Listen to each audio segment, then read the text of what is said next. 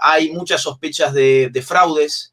El equipo de Trump está, digamos, yendo por esa vía, por la vía de alegar fraudes no solamente en Pensilvania o en Georgia, que son lugares donde ahora mismo se siguen contando votos, sino en estados donde ya prácticamente se le ha dado la victoria a Biden, como Michigan o como Wisconsin, ¿no? He estado viendo también, hace media hora, una conferencia de prensa de personas que estaban auditando las elecciones y que también dicen que han desaparecido boletas, así que la verdad es que todo está demasiado confuso como para todavía poder sugerir que va a haber, digamos, en las próximas horas un resultado final.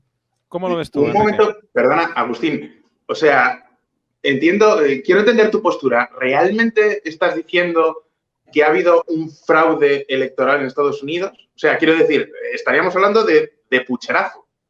¿Estamos hablando de pucherazo? ¿Crees que ha habido un pucherazo en Estados Unidos? Yo por lo que he visto me parece que sí, y de hecho tengo amigos de Puerto Rico que me han mandado ahora, hace minutos, abuelos suyos que vivían en Estados Unidos, que están muertos y que están inscritos para votar por correo, por ejemplo. Yo creo que ha habido irregularidades que han sido muy claras. Los 140.000 votos que de golpe se le meten a Biden frente a 0 votos para Trump y después resulta que fue un error. ¿De verdad estaríamos hablando de un fraude, un pucherazo, algo que solamente se ve en países como Venezuela o Kirguistán? O sea, ¿realmente estás diciendo que Estados Unidos se ha convertido en Kirguistán? No, bueno, eso sería una falacia, ¿no? Eso sería un muñeco de paja. No, el pucherazo es un tipo de fraude que solamente se da... que yo digo que Estados Unidos se ha convertido en la dictadura de Maduro sería armar una falacia de muñeco de paja. No. Yo estoy hablando de que ha habido irregularidades y que el equipo de Donald Trump está yendo por vías legales justamente por esos motivos. Y que ha habido muertos, me parece, que han votado. Yo lo puedo confirmar de primera mano porque tengo amigos de Puerto Rico que me han enviado los registros de sus abuelos fallecidos en distintos estados, incluso algunos que no son claves, como New Jersey, por ejemplo, y que figuran inscritos para votar por correo. Una cosa que por lo menos es irregular. Ahora, que se ha convertido en Venezuela, bueno, eso ya es algo que vos estás poniendo en mi boca y que yo lo he dicho. No lo estoy poniendo en tu boca. Simplemente estás hablando de muertos que votan, votos que llegan de la nada. Eso se llama pucherazo. Ese tipo de fraude no existe ni en Rusia. Al menos no está probado que exista siquiera en Rusia. Quiero decir, es una acusación muy fuerte. Simplemente quiero entender tu postura. Bueno, creo que mi postura está bastante clara. Y yo no sé lo que es un pucherazo, por otra parte, porque no es una palabra que se use acá. Lo que yo estoy diciendo es que me parece irregular que ingresen 140.000 votos frente a 0 de un momento a otro para un candidato, por más que la fuente de esos votos hayan sido votos por correo. 140.000 personas votan a un solo candidato y resulta que después fue un error y resulta que fue un clic que no se apretó o que se puso un 0 de más, un 0 de menos. ¿Qué opinas al respecto, Pedro? ¿Que ha habido 140.000 votos? Sí. Falsos que habrían entrado en las urnas en Estados Unidos.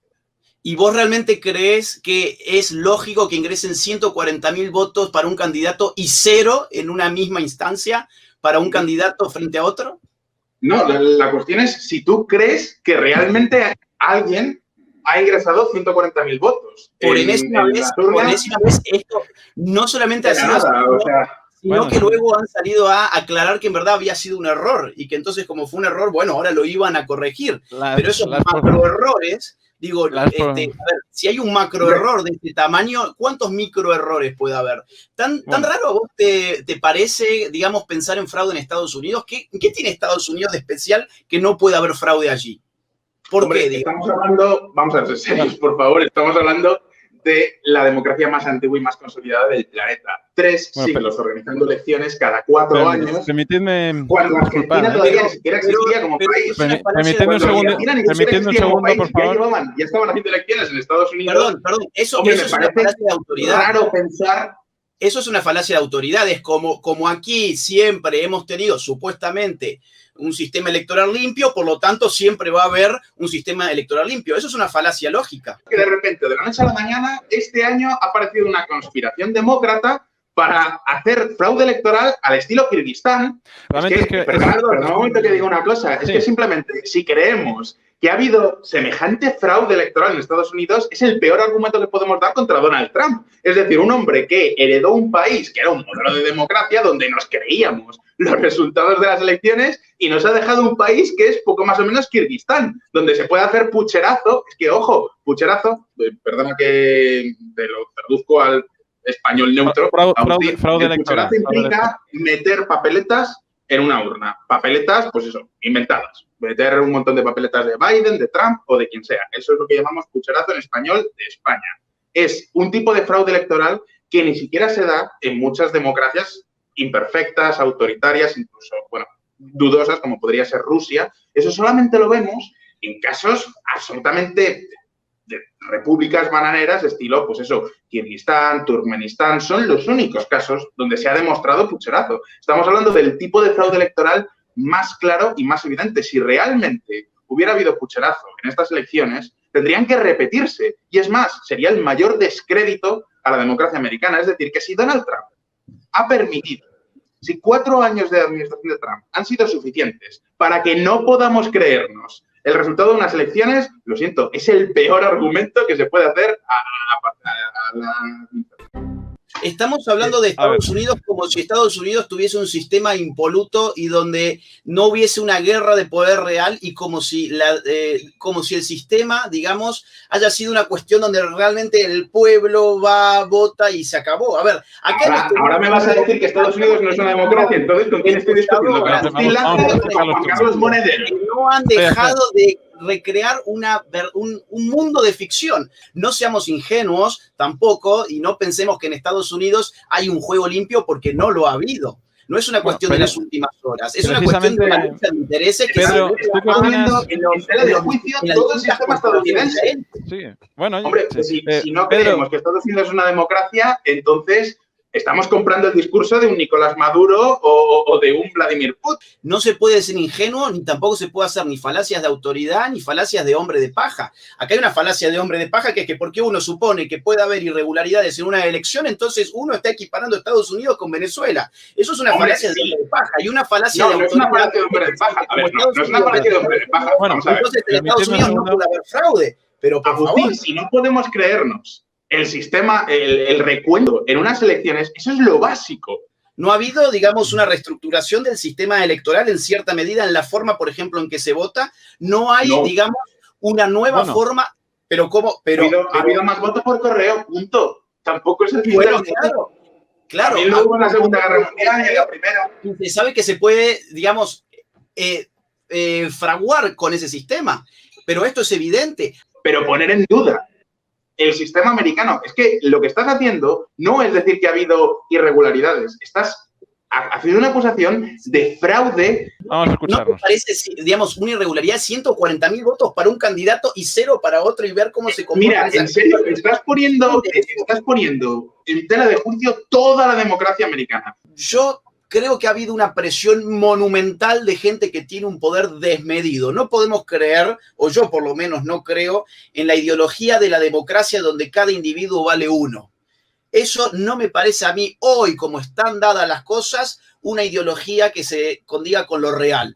Hoy, en la realidad, vale mucho más los jugadores de la NBA arrodillándose y pidiendo votar por Joe Biden que lo que puede valer, no sé, un tipo que vive en una zona rural de los Estados Unidos. Vale mucho más lo que diga el establishment de Hollywood de lo que diga una persona común y corriente por la calle. El poder de la comunicación hoy es lo que está rigiendo lo político, no solamente en Estados Unidos, sino en el mundo. Y ocurre que los dueños del poder comunicacional, del establishment de la informática, de las redes sociales, de las corporaciones multimediáticas, han hecho una campaña impresionante a favor de Joe Biden, con lo cual yo creo que en estas elecciones, además de mostrarse un sistema político quebrado, también se quiebra la confianza con los medios tradicionales de comunicación, que se han revelado ya no como una suerte de espacio donde la objetividad, la imparcialidad tienen lugar, donde uno va allí a informarse, sino que se han presentado como un actor político más.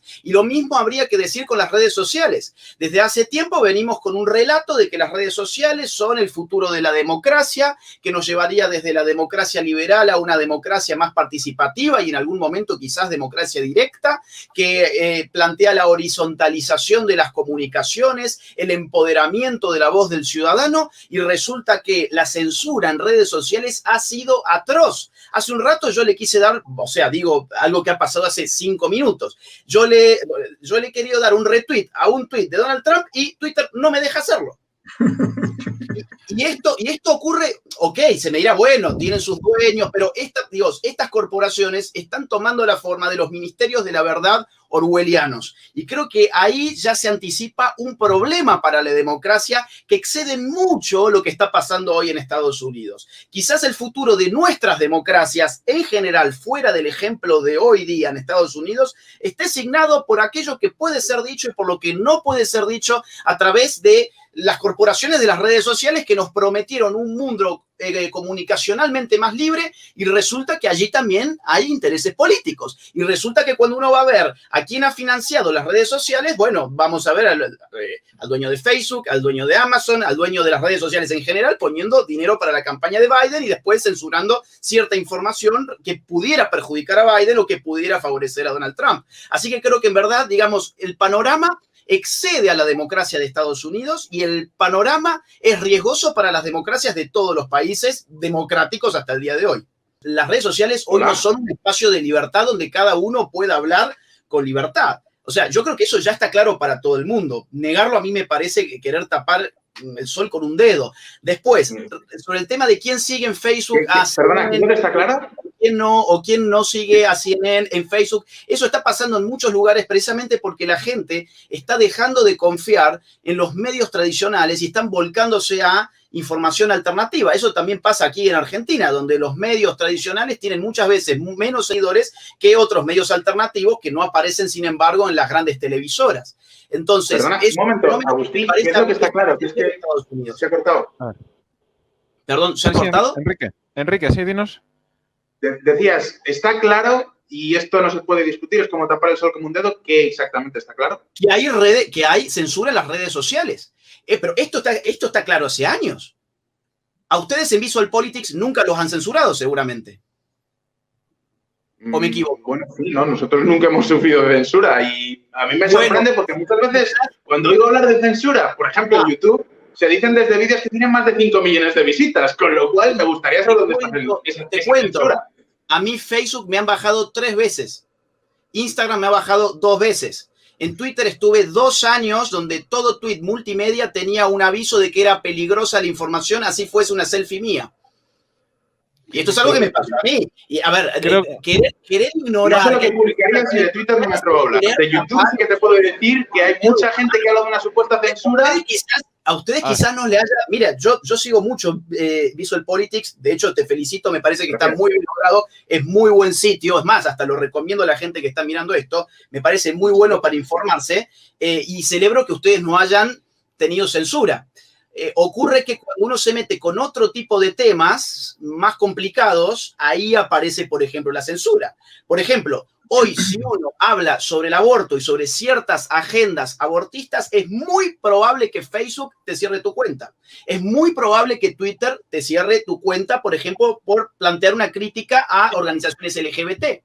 Es muy probable. Nosotros creo que hablamos de política fiscal, hemos hablado de gestación subrogada, hemos hablado de guerras, quiero decir, que no hablamos de temas simples.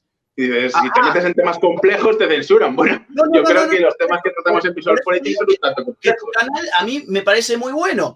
Ahora, cuando uno se mete con ciertos temas de agenda, obviamente, no digo que ustedes no se metan con temas polémicos, por supuesto que lo hacen, si no, yo no lo estaría siguiendo, a mí me parece muy bueno lo que hacen, pero hay ciertos temas con los que uno hoy no se puede meter en las redes sociales, y esto lo sabe un montón de la gente que está del otro lado escuchando esto. Vamos a pasar la pelota a Pedro. Facebook, 2 veces Instagram. En YouTube me quitan la monetización directamente por hablar contra el feminismo, por ejemplo. Entonces, a ver, no hagamos de cuenta que las redes sociales son un espacio de libertad, del futuro de la democracia, cuando el presidente de Estados Unidos no se le puede dar un retweet a un tweet que acaba de sacar. ¿Qué opinas, Pedro? Un momento, en el caso de YouTube, dirías que existe censura. Perdón, quiero escuchar a Enrique, ¿cuál es su percepción de las redes sociales? ¿Él cree que hay libertad en redes sociales? A ver, yo no me atrevo a hablar de Twitter o Facebook, porque son redes que manejo poco. YouTube no lo considero una red social, eso es otro tema aparte que podríamos tener, lo considero más una plataforma de contenido, pero cuando se habla, ¿tú realmente dirías que hay censura en YouTube?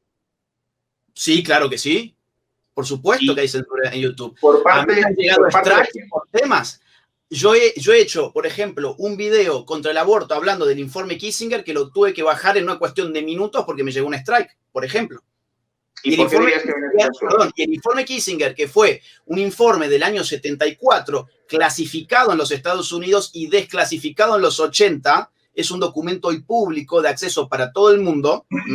Hoy todo el mundo puede acceder gracias a las leyes transparentes que aparecieron en la década del 80 en Estados Unidos. Bueno, hoy hablar de eso, si tenés suerte, pasa. Ahora, si no tenés suerte, no pasa. Como mínimo te quitan la monetización, como mínimo. Como máximo te meten un strike. Y si no, te borran el canal, como le pasó durante un par de días, por ejemplo, a un canal de España que fue la Contra TV, por ejemplo. Bueno, yo no conozco el caso de la Contra TV, pero hay una diferencia muy grande entre monetizar y censurar. Monetizar es simplemente que no puedes poner publicidad en ese vídeo porque los anunciantes no quieren estar. Es una cuestión de mercado. Claro, pero por eso te estoy hablando de una gradación de censura. Primero, bueno, no nos gusta que hables mal de los grupos feministas. Te vamos a quitar la monetización. Ok, no lo hago por dinero. Es que no, segundo, no. Esto que estás diciendo no va. Un strike, 3 strikes afuera. Tenés un ejemplo en tu propio país que es la Contra TV. En Argentina tenemos un montón de ejemplos. A ver, sin ir más lejos, ¿sabés también que WhatsApp está retirando números? WhatsApp te está bloqueando los números. Pablo Muñoz Iturrieta le han bloqueado ya 2 veces el número de WhatsApp por enviar links vinculados a este tipo de temas, links políticos, se lo acusó de spam y se le cerró el número de WhatsApp. ¿Sabés el daño que significa que te quiten tu número de WhatsApp? Que está además vinculado con todas tus redes sociales, probablemente, si tenés 2 pasos de autenticación. Yo no veo cómo hoy se puede sostener que las redes sociales son un espacio de libertad cuando uno ingresa a perfiles como el del presidente de Estados Unidos y no se le puede dar un retweet y muchas veces ni siquiera se puede leer el contenido. Durante 2 años, insisto, mi contenido multimedia en Twitter estaba bloqueado como contenido peligroso. Yo podía hacer una foto de lo que estamos hablando ahora y era contenido peligroso. Hay registros incluso en internet, en YouTube, donde yo he hecho en vivo la prueba en canales de la televisión, donde me he sacado una selfie con los conductores de la televisión, lo he subido a Twitter y le he pedido a los conductores de televisión que chequen si pueden ver la foto que yo acabo de subir. Y se fijan en vivo y ven que dice este contenido puede ser violento, mejor usted no lo vea. Oye, digo, pues no sé entonces cómo lo habrás hecho, porque creo que en Twitter tienes un amplio seguimiento. Apelando y te cuento una, y ya sí que me tengo que ir corriendo, pues ya estoy llegando tarde. La segunda vez que me borran Instagram, directamente me lo borran sin ninguna excusa y tiene que intervenir una señora llamada Sarah Winter de Brasil, de la Secretaría de los Derechos Humanos y la Mujer de Brasil, para contactarse con la CEO de Instagram y pedirle en el nombre del gobierno de Brasil que por favor respetara mi libertad de expresión y me devolvieran mi cuenta, que había sido arrebatada sin ningún motivo. No me quiero ir de tema porque estamos hablando de lo de Estados Unidos, pero lo de Estados Unidos, que acá está planteado como un quiebre a la democracia, yo entiendo que Fonseca piensa que no y que la democracia en Estados Unidos está funcionando fabulosamente, yo creo que está funcionando pésimamente, pero bueno, yo veo irregularidades donde él no, y está bien, está muy bueno de hecho que haya 2 partes acá, pero más allá de eso estoy viendo que además los medios de comunicación se han revelado como un actor político de peso, capaces de condicionar el voto en masa, como ha dicho Pedro recién, y yo en esto coincido claramente con él, y además el problema de las redes sociales. ¿Cuál es el rol de las redes sociales en una elección si sus propios medios sociales están censurando a toda una parte y además están financiando la campaña de la otra parte?